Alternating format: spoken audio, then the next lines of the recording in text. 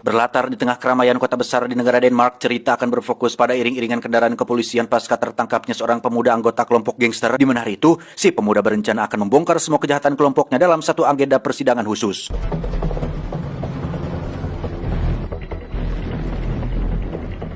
Pengawalan ketat terus dilakukan termasuk dari seorang agen kepolisian intelijen bernama Helena. Ini orangnya, sehingga rombongan bisa sampai di depan kantor pengadilan tepat waktu. Tapi sayang, sedikit kelengahan mereka lantas dimanfaatkan oleh pria tak dikenal yang tiba-tiba muncul dan menembak membunuh si pemuda hingga tewas.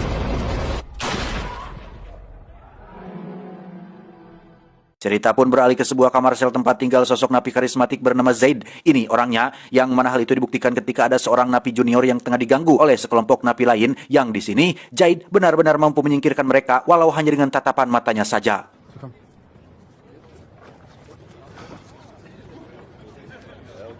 Sekilas tentang profesi Zaid, konon dia merupakan seorang dokter bedah profesional yang mana dia juga suka mengisi waktu luangnya dengan membuat karya seni origami. Maka tak heran jika di dalam kamar selnya pun banyak terdapat karya tersebut, tak terkecuali beberapa foto putranya bernama Noah yang bahkan ia tak sempat menyaksikan kelahirannya.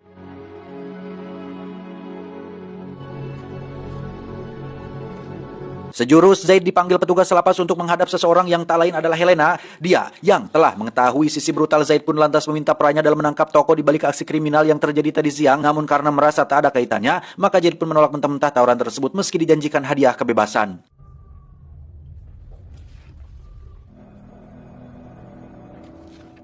Malam harinya, Zaid tiba-tiba dipaksa petugas agar pindah ke kamar lain, lebih tepatnya sebuah sektor tahanan khusus para gangster. Lalu setelah melihat karya origami yang sempat ditinggalkannya tadi, maka Zaid pun paham bahwa rupanya Helena telah menginstruksikan proses pemindahan tersebut. Baru beberapa menit berada di kamar barunya, Zaid langsung didatangi sekelompok napi yang dengan pelontongnya merusak kertas origami untuk hadiah ulang tahun anaknya. Dan kemarahan Zaid pun meletus ketika mereka malah mau mencoba-coba menyobek foto Noah sambil terus mencibirnya. Tanpa peduli dengan napi-napi tadi yang kembali merongrong, Zaid tetap menghubungi istrinya untuk meminta maaf karena tak jadi memberikan hadiah ulang tahun itu. Di sini Zaid pun hanya bisa pasrah ketika ternyata perpisahan yang cukup lama telah membuat dia terasingkan dari sang anak yang sampai enggan berkomunikasi walau untuk sekedar menyapa sekalipun.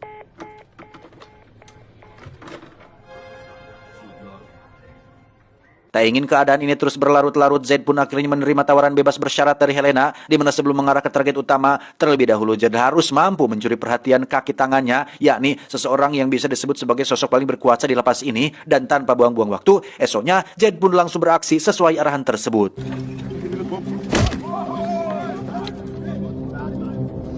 Karena nyali besar yang diperlihatkan Zaid itulah akhirnya si ketua sepakat menerima dia sebagai salah satu anak buahnya. Meski di sisi lain, Zaid langsung dituntut untuk menjalankan sebuah misi perdana, yakni menghabisi seseorang yang tak lain adalah si pemuda yang tempo hari ditolongnya. Herinde er det mig, der bestemmer, hvornår ting de starter og slutter. Afdeling F, celle 157. Hvis om dag du skulle snakke med dem, ville jeg have sagt det til dig. Misi tersebut jelas membuat Zaid terjebak pada posisi dilema, namun karena merupakan satu-satunya jalan agar bisa segera bebas, maka di malam itu juga dia langsung menjalankan aksinya.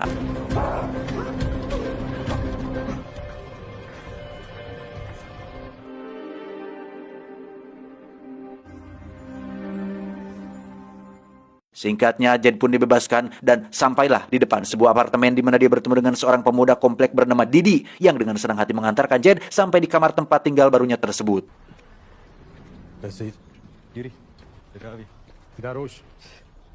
Tak lama setelah itu, Zaid bergegas menuju tempat kerja sang istri yang bernama Steny. Ini orangnya. Di situ Zaid berusaha menyembunyikan keheranan perihal Steny yang terlihat sedang berbadan dua, dan sebagaimana yang Steny akui bahwa dia memang sudah kawin lagi, namun untuk sekedar mengobati kerinduan kepada sang anak, esoknya Zaid pun diizinkan untuk menemui Noah walau dari kejauhan.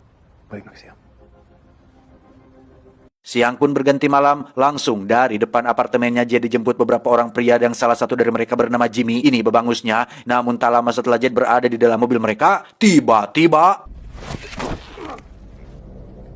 usut punya usut, orang-orang ini merupakan orang suruhan si target utama. Maka dari itu mereka langsung berikan shock terapi kepada Zaid agar dia tak berani bertindak macam-macam yang di luar dari peraturan mainnya.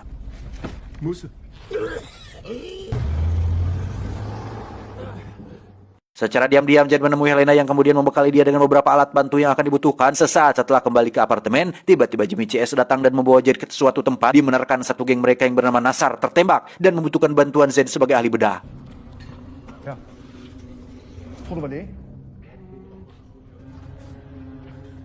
Agar bisa melakukan tugas dengan fokus, maka Jed menyuruh semua yang ada di sana untuk keluar sejenak. Namun hal itu justru ditanggapi Jimmy sebagai bentuk pelanggaran hingga sempat terjadi ketegangan. Beruntung segera dihentikan oleh ketua geng bernama Muhdir alias yang dimaksud si target utama tersebut.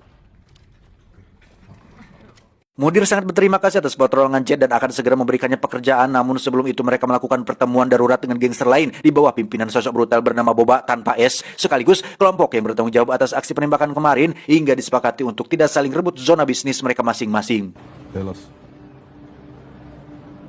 Usai dari pertemuan itu, Muhdir mengajak seluruh anggotanya berkumpul di suatu tempat yang sejalan dengan itu. Jadi buat terkejut dengan kehadiran tetangga apartemennya yaitu Didi, di mana ternyata selama ini Muhdir telah merekrut banyak pemuda termasuk Didi sebagai joki dalam pengedaran bisnis haramnya.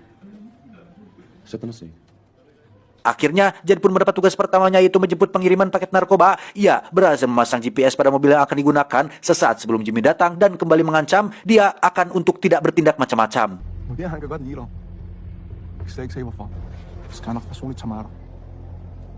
Sampai di tempat tujuan, Jed bersama satu rekannya bernama Rasid pun langsung mengambil paket tersebut dari sebuah truk pengiriman bunga. Yang di saat ia hendak membawa paketnya pergi, tiba-tiba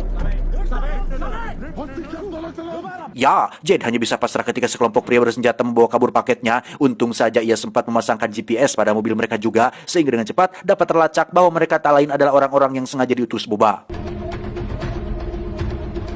Kedatangan Jed langsung disambut sentimen si Boba bahwa keberanian Jed mendatangi kandang macan sama saja dengan ingin menggali kuburnya sendiri di tempat ini. Tetapi itu tak sedikit pun membuat Jed gentar, alih-alih mampu membuat situasi menjadi terbalik serta berhasil merebut kembali paketnya.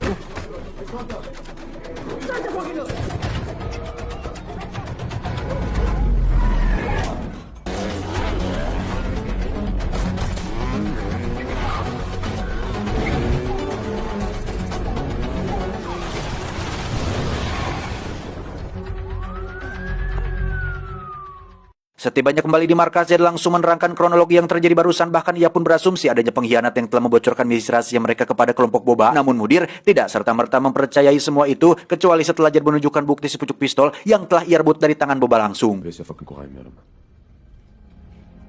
Esoknya Jed tak sengaja bertemu dengan Didi yang hampir putus asa karena seorang tak mau membayar paket narkoba kirimannya. Mengingat betapa beratnya hukuman yang akan diterima Didi jika Muhdir mengetahui hal ini, maka saat itu juga Jed menggertak orang tersebut agar segera melunasi utangnya.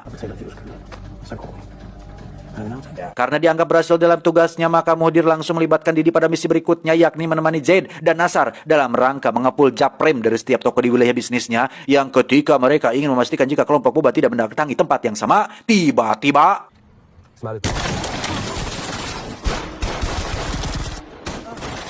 dan ya, Nasar pun harus mati tragis oleh serangan brutal kelompok Boba, sementara Jed berhasil membawa Didi menyelinap ke sebuah toko dan menyuruhnya segera pergi melewati pintu belakang.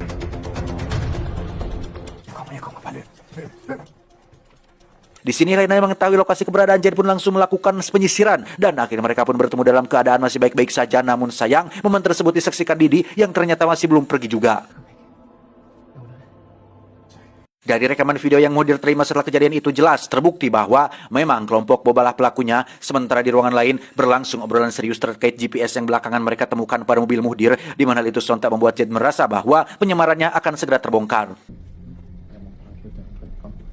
Di tengah kecemasannya itu, Muhdir tiba-tiba membawa Jed dan Rasid ke sebuah gudang yang biasa dijadikan tempat interogasi. Rupanya dari rekaman video tadi, Muhdir menemukan indikasi bahwa belakangan ini Rasid telah menjadi informan untuk geng Boba. Maka tak menunggu lama lagi, sebuah adegan interogasi kejam pun dimulai.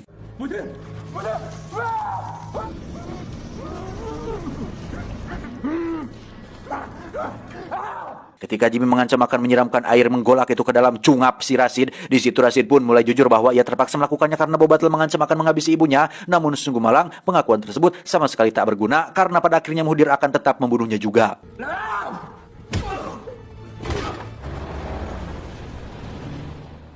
Apa yang barusan disaksikan membuat Zaid menjadi miris sampai-sampai ia berniat untuk membatalkan misinya. Namun dibalik itu, Helena punya bukti kejahatan Zaid saat dulu ia terjerat kasus produksi kokain yang mana butuh waktu 8 sampai 10 tahun lagi untuk Jed bisa bebas, sehingga tak ada pilihan lagi kecuali dia kembali melanjutkan misinya sampai tuntas.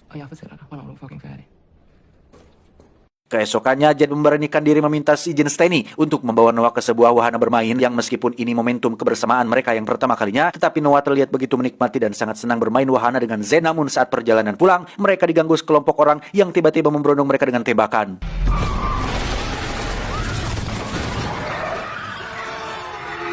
Es geht noch.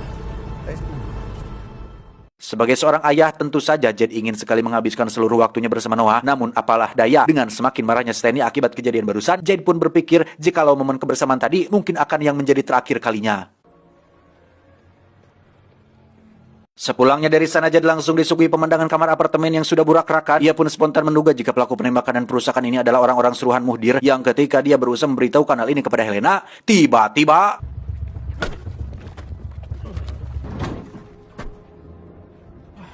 ya, dalam kondisi tangan terikat, Jed dibawa kembali ke gudang yang tadi, di mana Muhdir lantas memberikan ancaman keras kepada Jed lewat obrolan telepon bahwasanya dia akan segera menghabisi mantan istri dan anak sematawayangnya tersebut.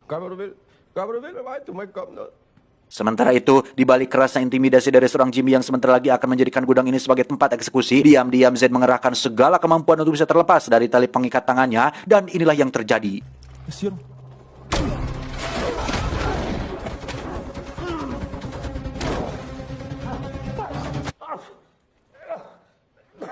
Dalam waktu singkat, Jed sudah sampai di markas geng Muhdir dengan menggunakan mobil milik Jimmy. Lalu beberapa orang penjaga yang mengira jika dia adalah Jimmy pun dihabisinya pula.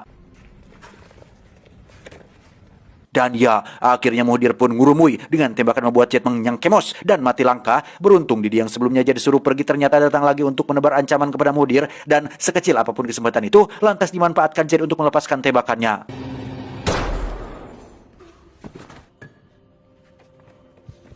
Dengan tewasnya Muhdir, maka tuntas pula lah permasalahan Jed dengan para gangster. Sementara Didi lantas menyampaikan permohonan maaf kepada Jed karena tidak disadari telah membocorkan misi rahasianya. Dan di sini Jed hanya berpesan agar Didi segera pulang dan jangan pernah kembali lagi. Sisi lain dari inti kisah perjalanan Jed ternyata belum tuntas seutuhnya, mengingat dia masih harus berpikir bagaimana cara agar bisa hidup ngaronyok lagi dengan istri dan anaknya, sekalipun itu cukup mustahil bisa terjadi. Tamat ending yang cukup membagongkan.